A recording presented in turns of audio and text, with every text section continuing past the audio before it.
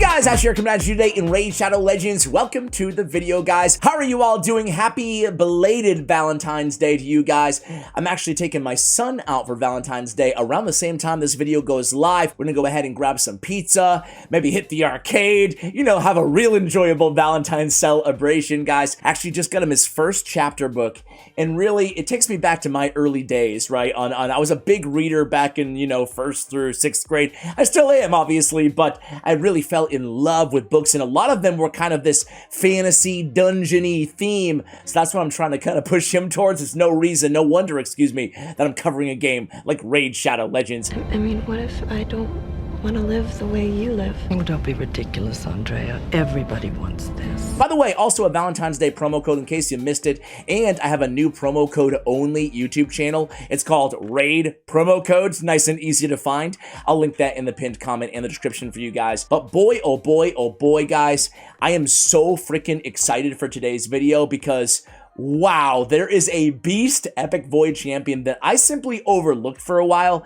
This dude was actually a guaranteed champion. I think it was 40, was it 30 or 40 void shards? I think it might have been 40. Either way, that's way too many for an epic champion. So I understand basically the vitriol in the community about Akemtum. Akemtum, again, a void epic skinwalker. And just because the last video that I did, you guys absolutely loved, I would say like 90% of you were super positive on building a champion from scratch in these champion reviews. If you just want to see Akemtum in action, go ahead and, well, fast forward, right? Otherwise, we're going to build him from scratch and we're going to try him out. I can't wait. There's actually not a lot of content that's not test server on this champion, so I thought we'd really experiment with him, not just in Hydra Clan Boss, but just kind of try him in a Poison Combust team. I'm not sure if it will work, but try him with like Theodore the Savant, something like that. Anyway, let's look at his absolutely incredible kit here. Number 1, on Noxious Claws, attacks one enemy 3 times, so already screaming Giant Slayer, okay? Each hit has a 50% chance of placing a big version of poison for 2 turns. We can get that up to 55 if we go sniper and support tree. Just want to make a mental note whenever I see a champion that doesn't have 100% land rate on a debuff, okay, we might want to go in the support tree. We might want to pick up sniper. If the target is under a hex debuff, each hit also has a 50% chance of applying a debuff spread, taking one random debuff from the target and placing it on all enemies. This is one of the better debuff spreads in the game. A, it's on his A1, right? So every time he uses A1, he's going to get that. And B, it's going to happen on every single hit as well. And he has a triple hitter on this A1. Really nasty ability here. On his A2, Immortal Malison attacks all enemies not once, not twice, but 3 times. Each hit has a 75% chance of increasing the duration of any hex debuffs on all enemies by 1 turn. This happens on every hit. Again, if enemies are not under a hex debuff, each hit has a 75% chance of placing a hex debuff for 2 turns. So this is one of the best hex placing on a 3-turn cooldown when booked. Really have to book this champion. The only kind of bummer here, because you really want this on a 3-turn cooldown. It's almost necessary to book this champion if you want to get that full value out of this A2. It's all been arranged just for us to get your money. That's the truth about Raid Shadow Legends. A really incredible hex laying ability and extender. I really can't think of any hex in the game better than this one on that A2. And then Hex Blood, his passive, has a 100% chance when booked of inflicting damage from 1 poison debuff to enemies under a hex debuff whenever their allies receive damage from poison debuffs. Let me repeat that again. 100% chance of inflicting damage from 1 poison debuff to enemies under hex debuffs whenever their allies receive damage from poison debuffs. So I can't wait to try out this Hex Blood passive as well. Boy, he has speed in all battles at 18% on top of all of that. Dude, this dude is a top tier epic, guys. I'm telling you already, and I haven't even played him yet. But I can't wait to. All right, so let's go ahead and do his masteries together here. Listen, I think that all the websites that I viewed earlier just to see what other people thought about this champion had offense and defense. But again, I really want support on this champion. I want the extra accuracy, and I definitely want to pick up sniper, okay, on the A2 and the A1 ability that will help us out. So anyway, I'm going to start out with some crit rate. Usually I would do this right after we put the artifacts on him because I'm not 100% sure if I'm going to need the crit rate. But let's just go ahead and go with it here, guys. I'll get the crit damage as well. We're going to come down here and basically pick out single out. I'm going to pick up Life Drinker, getting those extra heals when attacking with 50% HP or less. He is kind of a squishy champion, so that's not a bad mastery to get. We're going to pick up Bring It Down because the targets are almost always going to have higher max HP than him. By the way, I really want to consider using this dude in one of my 3 main Hydra teams on my personal account. Obviously, he can help you out in so many different areas. Old school clan boss, dragon, ice golem, basically any dungeon. He's void affinity too, so you don't have to worry about affinities. So there's a lot of possibility on this champion. I'm going to go ahead and pick up a kill streak as well. And then, as I mentioned, I definitely want to select Giant Slayer for this champion. Giant Slayer is going to be the way to go. I'm going to move over so you can see our selections here. I might as well fill things out with Cycle of Violence. I do want to be careful of not selecting 2 masteries on the offensive side in this row here because we do, or excuse me, this row here because we do want to pick up Sniper and Master Hexer. So let's go ahead and table offense for a moment and let's pick up the defense that we know we want. We want to pick up the 3 accuracy, charge focus, pinpoint accuracy, and swarm smiter over here. I'm not sure if I'll need Lord of Steel in this champion yet. So I'm going to pause here on these masteries and come back because I'm not sure what I'm going to be putting him in for a basic set. My gut tells me I'm going to want him in Relentless with 1 perception set as well. I think that's exactly what I'm going to put him in, so I'm just going to go Lord of Steel. It's not much, but it's a little bonus off of the perception set, so we'll take it.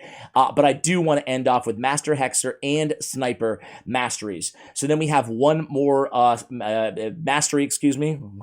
Learn how to speak, Ash. Increase damage by 5% when attacking with full HP.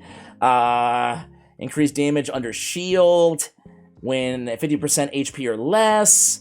Or we can go with heals. None of them are perfect for this champion, so I'm not going to overthink it. I'm just going to go with the 50% HP or less on Grim Resolve, and hopefully we won't have to use it that often. But again, I want to be cognizant of his HP is pretty low, his defense is pretty low as well. Again, squishy champion, going to take that into consideration. His multipliers also, guys, let me pull up hellhades.com here, guys. They give him a 4-star, by the way, which is a pretty high ranking on Hell Hades. They give him, you can see, Clan Boss, 5 stars, Hydra, 4.5, Dragon, 5 stars, Ice Golem, Fire Knight, Spider, Doom Tower, Arena, Attack. Basically using him almost everywhere, right? A 1 average, 1.1 multiplier on his A1, that's average. A 1 multiplier, that's average. Keep in mind, it's a 3-time hitter though, so 1 times 3 multiplier, and that's really it. So again, not a massive damage dealer, but I don't know. I still think he can put out something, right? So what I want to do is, let's start with our accessories. I'm going to start with the ring here,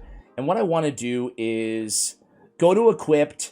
On the ring, I think what I want to do is build in a little bit of survivability on this champion because frankly, he's, again, I don't want him to die right away, right? That's the number 1 thing we want to make sure on any champion that we're building is that they don't just die immediately, right? So I'm going to go for the flat stats. Again, in any of your champions have really, really low HP and or defense, it's actually smart to go with flat stats on accessories, especially the ring and the amulet, and of course, I guess all 3 accessories, right? And the banner as well, to make sure that we can give him some survivability because it's not scaling based off his actual numbers. We have HP with some attack here. Actually, this is not a bad ring. Let's go ahead and use it. I don't want to spend 45 minutes equipping this champion, so I'm not going to overthink everything. But we do get another HP roll, so I have to say, this is a really, really nice ring. We get the double HP and double attack. Good for this champion, right? Because his HP doesn't scale that badly, right? That poorly. He has around 1600. And then we get all that attack as well. Really, really nice there. So this ring's going to be a keeper for sure. So let's go ahead and go pick out, you know what? Here's what I'm going to do with this champion. Here's what I'm going to do. I'm going to go with crit damage, and then I'm going to go with HP or defense on the banner, and then we're going to look for accuracy substats everywhere we can get them from our artifacts to make sure we can get his accuracy high enough. But I really want to build that survivability on this champion because he's no good to me if he's dead. So let's go with crit damage. Substats definitely going to be accuracy here because we want to see what we have here. So let's go with Coronar. What do you have? What do you have? He's got a 1 roll of accuracy. These guys I use too much. 1 roll of accuracy there. Man, I have such bad luck getting my rolls on accuracy on crit damage. I don't know what it is. Anybody else have bad luck on that? I feel like all of my good crit damage gear does not have double accuracy rolls, and we strike out there too. Like I said, I don't want to keep you guys here forever, so let's go ahead and roll up one more to level 12, and we don't get any accuracy on that one. Bummer! Let's go ahead and steal it from Norog for now. We get a little bit of resistance there as well, and let's move on to our banner. On the banner, as I mentioned, I want to look at defense and HP, basically bypassing what we'd normally go with, which is probably going to be accuracy or attack, the more intuitive options there. But again, I want to build some survivability on this dude. I can't have him dying, and I accidentally selected substats.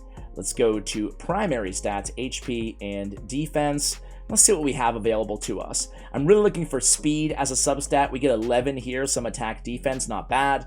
We get, but primarily I want, ooh, dang, man. We're gonna go ahead and get that trip speed, why not? Cause it's mine. Sorry, Norog, you're gonna be naked after this video is over, dude. So now we have 3 really nice legendary artifacts on this champion. And again, I know that all of you are not gonna have access to this good, artifacts or accessories. I've been playing the game for 4 years here, but of course, scale it based on the difficulty that you're facing. We're gonna face off on the highest difficulty of Hydra in every other dungeon that we haven't already attacked. There we go. It's gonna be time to filter, turn on our fitting room, go to equipped, and take a look-see at our relentless gear. Now, as I mentioned, I do want some accuracy, so I'm going to select accuracy and speed as our substats.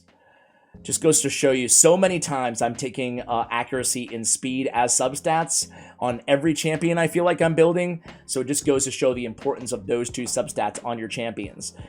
So double speed, crit rate, accuracy, let's try it on. Pretty good piece, right? Helmets on Relentless, I don't know about that. My helmets tend to be a little bit on the weak side. I've noticed that all over my account. What do we have here? We have attack, accuracy, speed. Let's just try it on. Might as well. I'm going to put crit rate on his gauntlets, guys, because I don't want to have to stress out about getting enough crit rate as substats as well. I frankly don't think I'm going to be able to get... Maybe I even stand up and hit a little boogie. And well, look at this. Now we see gear like this, and you're like, hey, maybe we could get it on there. I'm going to go with accuracy, speed, get a little bit more defense here. So we're going to try this on as well. We can fully upgrade it in a little bit. And then let's see what we can get here. Crit damage with a trip accuracy. Boy, that's nice, but unfortunately we can't use it. And then we have crit damage with, do we have any crit rate available? Let's go ahead and go to the middle row here. And now I'm going to be a little bit less picky. So substats, I'm going to take away speed and accuracy. Instead, I'm going to focus on my main stats that I'm looking for, which is going to be crit rate. And speed, for now, we'll do the chest last. So, crit rate, what do we have here? Brogni. Don't even think about it. Whoa, a trip speed. Let's try that on. Let's move on over to Relentless. Perception, which is... really, probably my 2 favorite sets in this game, Relentless and Perception. So let's go ahead and see what we have here. Let's focus on the boots first. We have these new boots, speed with some HP. We only had 231 on the accuracy, guys. So that needs to be a lot higher. I'm going to take it to 12 just to see if we get an accuracy roll here. And we do! Huh. Well, that's not too bad. Let's take it. Screw it. Alright, so we get some crit rate too. Ended up working out. We don't have much in terms of accuracy glyphs, but we'll use what we have. I'm not going to waste yes, I will. And of course, we get 1% anyway. I should have used the 1-star glyph. Darn it. So, perception. One thing I'm really bad at, guys, is using my ores and reworking artifacts. I've done it, I've done it from time to time, but I never, it never strikes me when I'm building a champion. Anybody out there like me on that?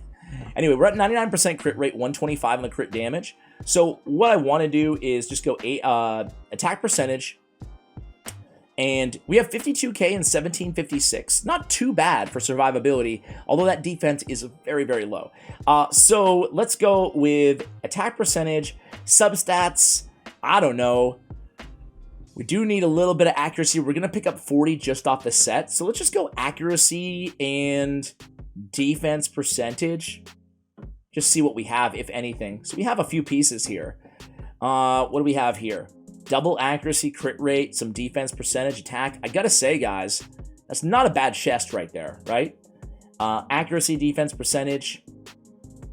We don't have any speed, which is kind of a bummer, but he's already very fast at 242. We're going to gain 6 just off of the set bonus. We have a double accuracy, but man, I use these champions too much. We have a trip speed on Seeker, but I use Seeker too much on speed tune teams. I don't want to mess with that. And then again, Thylesia, we're going to leave that alone. A double defense, accuracy, and speed. What do you guys think on that one? What do you guys think? I'm thinking that extra 14 speed is super juicy, but we'd be shy of 300 accuracy. And that's just not acceptable. Not acceptable. So let's try this one on instead. Let's equip everything. We want more money. All right, now we made some room. Let's go ahead and equip everything and see what we have here, guys. So I actually really like this build, but let's critique it here. Let's critique it, and it should be good. We have really good artifacts on this champion. So we have 52k, 3681, 1808, 248, 105, 125 crit rate, crit damage, 206 resist, 324 accuracy. I think he's super OP. I love his crit rate, I love his attack, I love his HP, and I love his speed and accuracy. I'm scared of that defense being so freaking low, but we're going to run him with a reviver and whatnot anyway. So there we go, guys. We built the champion. Now let's go ahead and build a Hydra clan boss team. Let me see what the highest difficulty I've used my nightmare key, so I'm gonna go ahead and do brutal. So we're gonna do brutal difficulty. Let me assemble a team and I'll be right back. All right, guys, so we stopped it when we easily were able to 1 key getting that guardian chest, but I'm just super curious about the overall damage here, and boy, am I impressed with Akemtum. He had almost 10 million damage, as you can see here. Cupid has put out 15 million, Venus 6.8, Krisk 4.7, Ugo 1.7, and Pythion 268k. But man, oh man, keep in mind that Cupidus is on the same team as Venus, so he is counterattacking every single time he is hit. It's not easy to keep up with Cupidus, and we pretty much did that, well, at least to some extent here, and we outdamaged Venus. Man, this guy is absolutely insane. I think I'm just going to go ahead and keep this result here because I only have a few hours left to farm Hydra. What do I have? 11 hours left to use my key. But hey, pretty good when all said and done. Let me go ahead and move on over to a dungeon. I want to try him with a poison synergy team in Dragon's Lair next. Okay, guys, so here we are in Dragon 25. Now I can't wait to try a poison synergy team. We have Theodore on the team. He's going to bring the poisons points of sensitivity as well, increase the duration, and then instant activation of poison or HP burns on the enemy. Then we're going to have Nishak Verminlord, who's going to be putting a ton of poison, protected poisons, and bombs on the enemies. And then we're going to have Akemtum on the team, primarily because of the passive and all of the extra hex damage. 100% chance of inflicting damage from 1 poison debuff, no cooldown, to enemies under hex debuffs whenever their allies receive damage from poison debuffs. So let's see how the overall damage kind of works out here with these 3 champions. I don't even know what to expect necessarily, but let's go ahead and see what happens. We go in there with a strong A2, landing the hex on all enemies. Now we're going to start seeing them take a turn. Their ticks are going to start going down really quickly here. So here we go. Hex Blood, we're getting all those passive. You can see the trigger. It's hard to actually see it on the enemies, but you can see the Hex Blood passive trigger right there on Akemtum. So here we go. Nishak gets a couple extra turns, which isn't the best thing in the world because we want him to be fresh for the second wave. But 30 seconds without an Eleanor on the team, without a Xavier on the team, is pretty dang impressive here. So here we go. Nishak just going absolutely ham on them. Now we go ahead and again land those hexes, increase the duration of some of those hexes, and we can see more Hex Blood, more Hex Blood, more Hex Blood from Akemtum. Can he stay alive is the question. Get to the dragon, man! And it looks like he's going to get to the dragon nice and easily. More Hex Blood. Man, I wonder how much all of those poison ticks are doing when you add them all up at the end of this battle. Not to mention the hex damage as well. So again, taking a little while to cycle through our abilities here and kill this last mob. Finally, we get to the dragon at about 115. I wonder if we can go sub 2 minutes. We do land only 1 poison from that A1. Here we go, getting some bombs. We get a Brimstone, we get Hex, increase the duration of that Hex. Now we land 3 poisons from that A1. Debuff spread obviously isn't going to do much here against the dragon himself or herself. Of course you're a girl dragon, because you're just reeking of feminine beauty. So here we go. Again, debuff spread when there's one mob, nothing to write home about. But let's see, can we get in sub 2 minutes here? That's the question. We get an extra turn, we come back in again, just doing damage. You can see those giant Slayer procs as well here. We keep him alive just barely. Come on, Akemtum. Who do you think's going to deal the most damage? Who's going to be number 2 and who's going to be number 3 here? To me, it's almost impossible to tell. We do lose him at the end, but the dragon goes down 2 minutes and 5 seconds. Check it out, guys. Akemtum comes in at number 1 damage dealer there. First place, Nishak at 3.2, 3.21. 3.27, and then 833 on Theodore the Savant. Wow, 3-man team, level 25, nice and easy. All right, guys, so that was absolutely insane. Let's go ahead and try stage 25 of Ice Golem using a poison synergy team as well, and see if this team can stay alive. I also want to see Eleanor on the same team as him, so we'll just see what happens here. We have no Kaimar, no Yumeko, no reset champions on this team, so let's just see what we do here. We start out with the ally attack from Cardial. Here we go. We're going to start landing our poisons. That was Eleanor's first batch. Our man Nishak is about to go in just a moment. Here he goes with his A3. Going to come back around with his A2 right now. There it goes. And now we have Combust open on Eleanor. Let's see. None of the enemies have even taken a turn. Thus, no passives triggered from Akemtum. So Akemtum not doing a lot there, especially with Eleanor on the team, because those Combusts, they're not triggering his passive. They're all dying anyway, the enemies, right? So here we go on the second wave, which is a lot harder. Again, not a lot of support on this team. Obviously, Cardial's great, but he's not going to be enough to keep the entire team alive. So let's see if we can get back through our abilities, keep this cycle going, and get to the Ice Golem nice and healthy here. So again, no hexes up. His AoE is up next. Let's see what we can do here. Another ally attack coming in. Debuff spread is not obviously working here because there's no hexes. So it's kind of a bummer that his hex ability was fresh off cooldown going into the second wave. Because we'd love to go ahead and start spreading all the poisons, all the fears, whatever we have, bombs to all of the champions on the opposing team. So we actually do lose Dark Kale, which is not ideal, but let's just see if we can finish this run, guys. We kind of just threw these champions together anyway. Now we're getting that nice debuff spread off of that A1 ability. We'll see that again with the minions from the Ice Golem. And we keep this part of the team at least alive. So sorry, Dark Kale, no reviver on the squad. Let's see what we can do against the Ice Golem. That kind of stinks about Dark Kale too, because he has that amazing instant activation on his A1 ability. I'm kind of curious throwing this dude in the arena with Mithrala Lifebane because of the petrification synergy as well on the passive. Let's try that after this battle. So here we go, guys. I'm a little bit worried that we're going to be putting out too much damage here. Are we going to be able to stay alive? Cardial, anytime you want to put that revive on death, everybody, we'll take it. And here it goes. So we get the revive on death, so if he hits us really hard here, it's okay. He does hit us hard, but not hard enough to actually kill anybody, which is, I guess, a good thing, even though we do have the revive on death for one more turn. Gotta be careful here. Let's see if the Ice Golem attacks right now. And we do lose the revive on death on Akemtum right now. There it goes. If we can kill that other minion, things will be really, really good, and we do. So Akemtum does stay alive, Eleanor does not. So now we're going to 3-man battle here.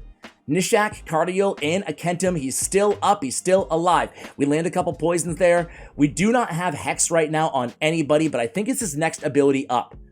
Now he goes down. Now it's going to be all up to Nishak Verminlord to finish this show. And I'm really curious again to see what the damage is like, win or lose, but let's hope that we win here, right? All right, maybe a little bit more support on this team would bode well, right? Again, keep in mind, we don't have like a Silver Drakes or somebody like that who could definitely help us out.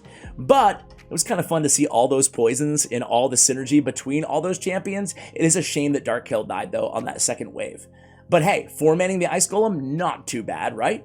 All right, so here we go. As soon as the Ice Golem goes, he's going to be dead. So we're good. Just take a turn, man. Take a turn, man.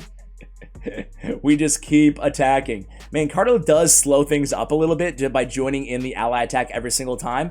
And no surprise here. We have Akemtum at 1.7 million, Nishak at 3.6, Eleanor at 3.1, Darkkill at 286, Cardil at 530 there.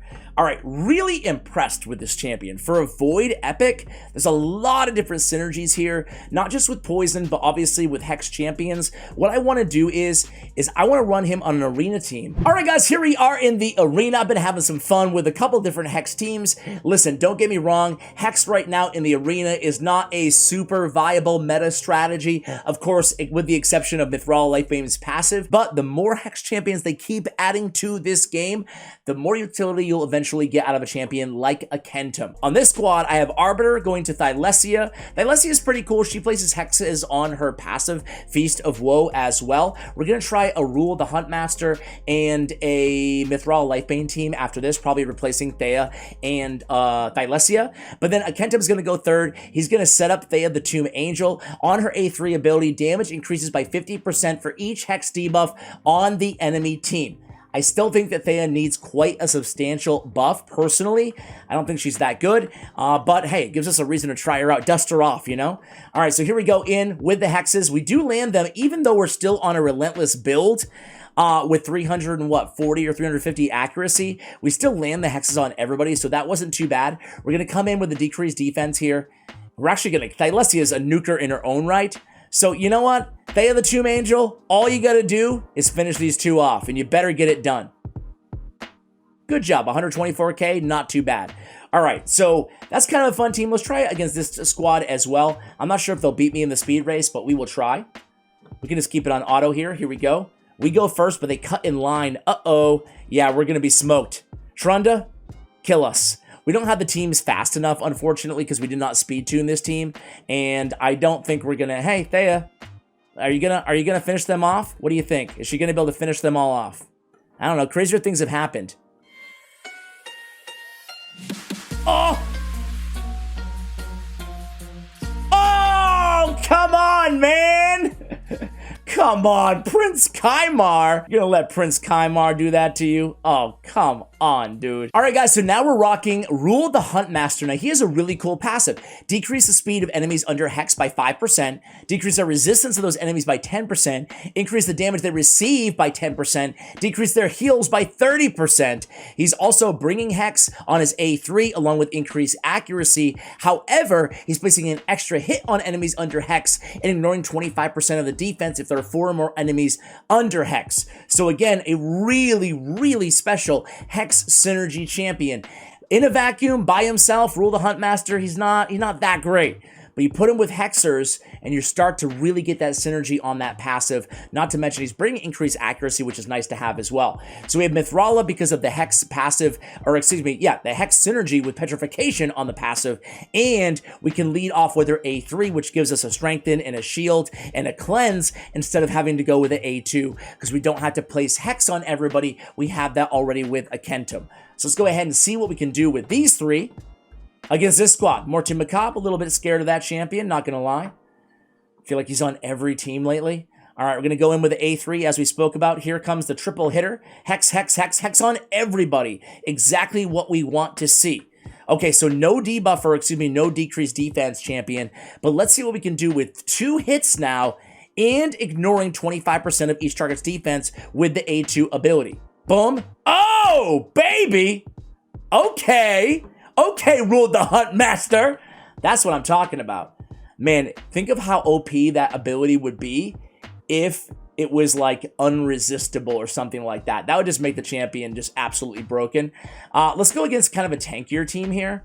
Wow, there's not that many tanky. You know what? They might lap me, but let's go against this squad here. All right. So again, we're going to go first. Is Arbiter going to cut me? Not yet. Is she gonna now? Not yet. We're gonna come in here, triple hit everybody. Now this time we only have 2 hexes in play, so we're not gonna be ignoring target's defense. But we will have a heavy hit. We can probably take out Arbiter. So here we go. Boom. And we get the 2 hits. Nice.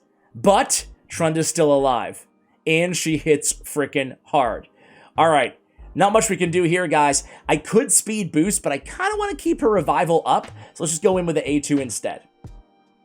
Trunda comes in. Yikes. Kills almost everybody. But let's see what we can do here. Trunda still has a hard-hitting ability left, which really sucks. And look at her turn meter. It's getting very, very close to full, and I'm very, very scared. Here we go. We're going to revive. We're going to take an extra turn. We're going to speed boost everybody, but Trunda's still going to go next. She only kills one of us, though. We're going to go ahead and cleanse, get that shield up, and here we go. Let's take out Mithrala, hopefully. Now Trunda's just stuck with her A1. We're going to go ahead and see what we can do. We get those poisons down on her. We're just going to go ahead and try to decrease the duration of these buffs here, or at least get the increased defense off of her. We come in here, we do land that Hex. She's going to come in and might kill Akemtum, but it's okay here. We're still one turn away from the revival on Arbiter. Let's go ahead and come in here. Nice damage there. We're going to revive, take an extra turn, and we're going to take her down. See you later, Trunda. Hey, not too bad. I actually really enjoy the synergy here with Rule the Hunt Master. What do you guys think about that? Hey, thank you for watching until the end of the video, guys. Let me know what you think of Akemtum. Is he as good as I think he is? He's certainly unique at the very least. Let me know what you think in the comments below, guys. Thank you for watching all the way till the end. And as always, take care, guys.